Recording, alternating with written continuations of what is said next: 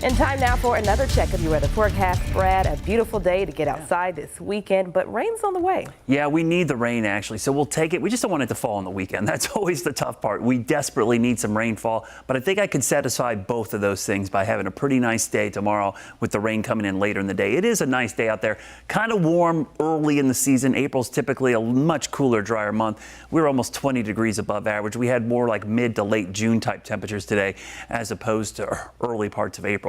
Just a ton of rain and severe weather. It's been a rough couple of days for parts of Arkansas, Kentucky, Tennessee, Mississippi, Louisiana, Missouri, and up into the Ohio Valley. That system, it's been a potent system. It is heading our way. That's the bad news. The good news, it will not be nearly as strong. In fact, tomorrow you can see just the lowest of low risk for a pop-up storm that could be strong, and then that threat shifts to the east. So overall, the chance of severe weather is about 5% or less. So it's really not a huge deal from a severe weather standpoint. In fact, flooding might be the biggest issue. I know we need the rain, but because it could fall too quickly, we could see some isolated flooding areas. But if we do see a strong storm, wind would definitely be an issue as well. You see the flood risk. We've had a flash flood emergency for most of metro Memphis throughout the day. Lots of water rescues going on there in Memphis. That system heads east. You can see the low risk for us, but the medium risk not too far away, especially some areas of southwestern North Carolina could see some flash flooding. Even on Monday, I think Monday morning actually will probably be the wettest period over the next 24 to 36 hours. So going into early Monday, we're definitely got to deal with some soggy conditions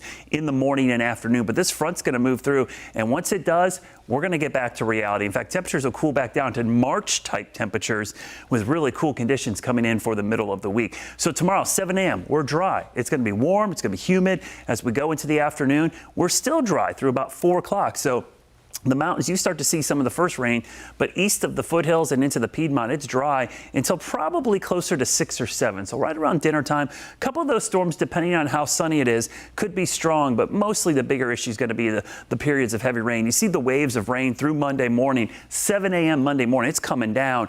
By the afternoon, it starts to shift off to the east, but maybe another surge of moisture comes in by the evening. It all clears out of here, though, by the time we go into Tuesday. How much rain are we talking about? This is probably the best soaking rain we've seen in a long time, 1 to 2 inches in some locations, and that would be the most rain we've seen in several weeks. The dew points will also drop, so drier air will filter in, especially after the Monday morning front, and we'll get back to cooler conditions as a dip in the jet stream kind of shoves that heat wave out of here, and we see much cooler weather for the middle of next week. In fact, temperatures well below average and likely some patchy frost. So if you're doing some gardening this weekend or doing some early planting, just a heads up, especially Wednesday morning, that could be a light freeze or a frost, and then again on Thursday morning, we could be dealing with some frost. Your Guy Roofing 7-day forecast. Look at the change from near 90 the last 2 days to highs struggling to get to 60 by Wednesday, and those morning lows will be in the 30s.